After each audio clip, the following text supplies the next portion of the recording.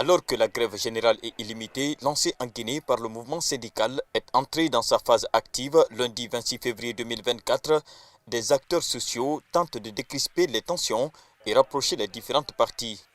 À la suite de la médiation entre le mouvement syndical et l'État engagé par les leaders religieux, la Maison des associations appelle les autorités du Conseil national pour le rassemblement et le développement et les acteurs syndicaux à des compromis. Il est de notre responsabilité, en tout cas, de faire des propositions pour une sortie de crise.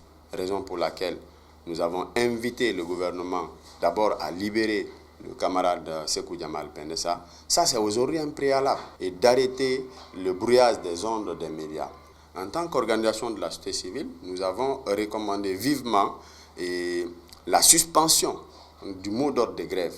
Et puisque nous estimons que, non, après la dissolution du gouvernement, nous estimons que les syndicalistes n'ont pas un interlocuteur fiable aujourd'hui.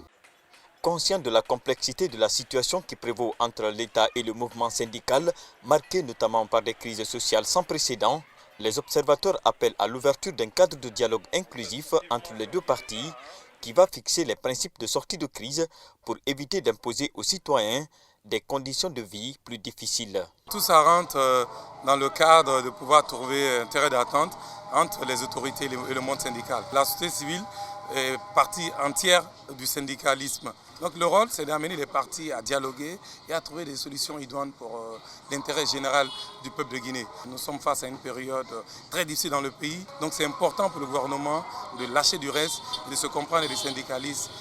La participation d'acteurs de la société civile aux côtés des religieux à la résolution de cette crise qui a fait déjà 2 victimes constitue un espoir d'apaisement des tensions pour de nombreux Guinéens.